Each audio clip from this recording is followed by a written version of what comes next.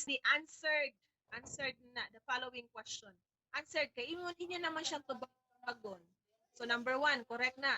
You are utilizing numbers here. Ganahan ko ana, use numbers. So please copy the rest of the team. So ang pag-present ninyo yung ani, this is our first specific problem. What are the socio-emotional challenges of the respondents in the new normal education? To answer this, copy na ninyo. To answer this, present now the table. Okay. Present ko na the table of that.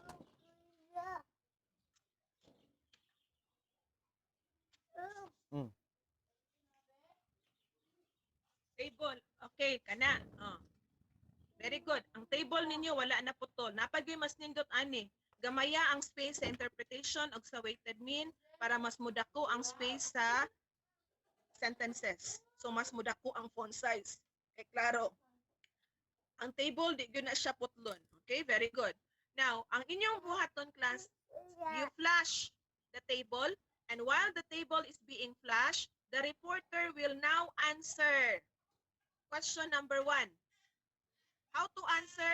Just read your summary of findings. Mo na answer. So, answered question, and you can have the analysis interpretation. Pwede ra pod present the table, read analysis, read interpretation, and read the summary of findings. So, pwede ka magbasa. Basta imong i-flash sa screen ang table lang. Did you get me? Did you understand? Yes, Yes, ma'am. Yes, ma'am. Okay, balik ko na ta sa inyong question number 1. Sampula na to ni. Reporter. Reporter, number 1. Question number 1. Answer the question. Kasi reporter, ana, practice, tanawon ko na nato kung kakuha ba mo. Read the Padigos. question, then answer the question and flash the table. Padigos.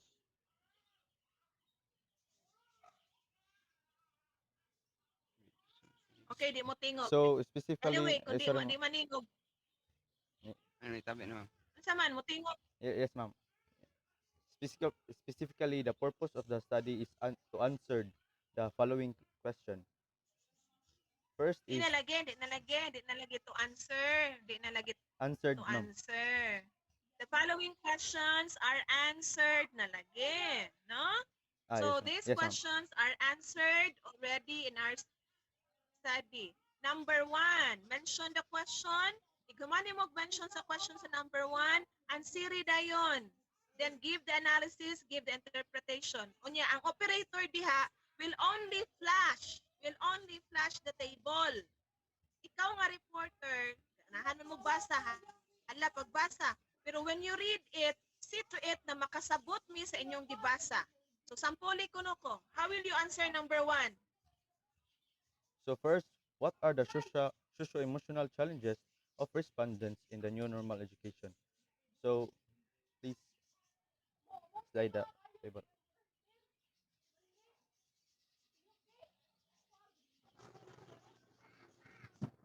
The table 1 shows the weighted mean in the interpretation of each statement of socio-emotional challenges in the new mode learning. The weighted mean values for each statement do not differ that much, of all having 2.86 as the highest weighted mean and 2.52 is the lowest weighted mean. The respondents believe that if they are in the face-to-face environment, they tend to learn faster and they have the interest to learn, work, and be motivated in every school activities, Stop, school works, in every subject. stop. Answer the question. You haven't answered the question. The question is what are the socio-emotional challenges? Wa ka nag-answer sa question. Yes, ma'am. The socio-emotional challenges are being stressed as a student when dealing the projects, and some are lack of internet and they become depressed of it, and other things that Dili. Ay, ang answer sa question based sa result. Unsa man ang mga challenges nila? Unsa ang mga challenges? I feel Tagay ko sa challenges. ambiguous in Okay. learning process. Kanang inyong ipang mention diha, Uh, mao uh, na uh, siya ang mga challenges.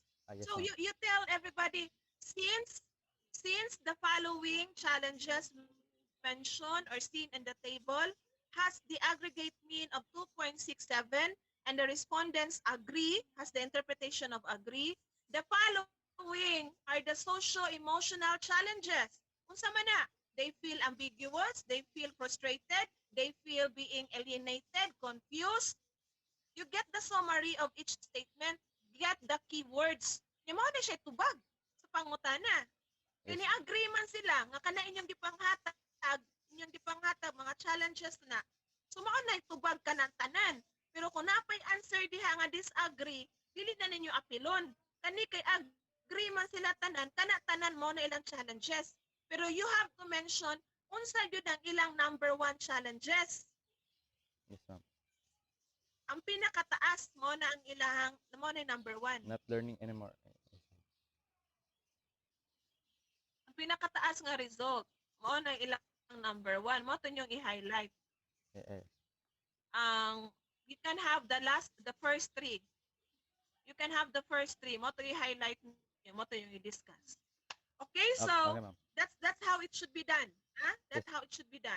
After that, go back to your SOP now, please. SOP. So, ikuman sa number 1, aray na sa mas number 2. Mao gyapon, question, answer, taken with summary of findings. Please, hit to it nga natubag ninyong pangutana. And then, analysis, interpretation. And then number 3, ansiran po na ninyo, the table. Ikaman ninyo sa number 3, kay ang sunod kay what recommendation naman, before mo answer sa number 4, ari sa mo sa conclusion.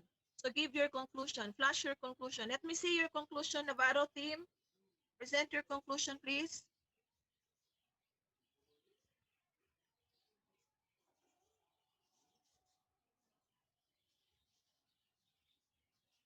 Okay, ang conclusion is only one paragraph. Conclusion is only one paragraph. This is the time that you will go back to your assumption. Nya inyong tanawon ka, inyong assumption, sakto ba or dili. And then go back also to your theory and mention one related literature nga makasupport sa inyong result, sa inyong conclusion. So di na siya mao. Improve na ninyo. Go to your recommendation. Ang inyong recommendation dapat i-flash. Kung pila ka questions sa inyong SOP, mao po na inyong recommendation. So, number 1 recommendation, it should be statements. Sentence gud siya. What's your first recommendation?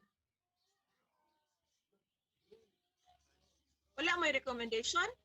Wala pa, ma'am. So, based sa inyong result, unsa may inyong ikasulti?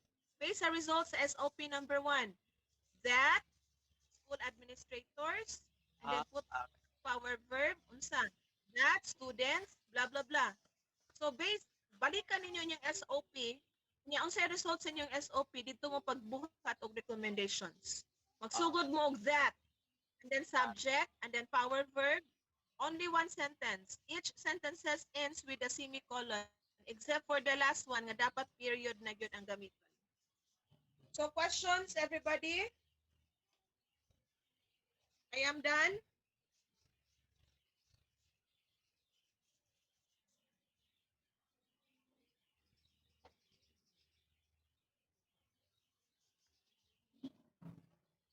Do you have questions or wala?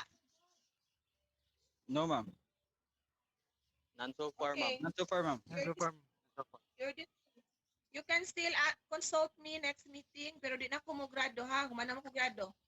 You can go ask me, but do it during our synchronous time only. I do not do consultation during asynchronous.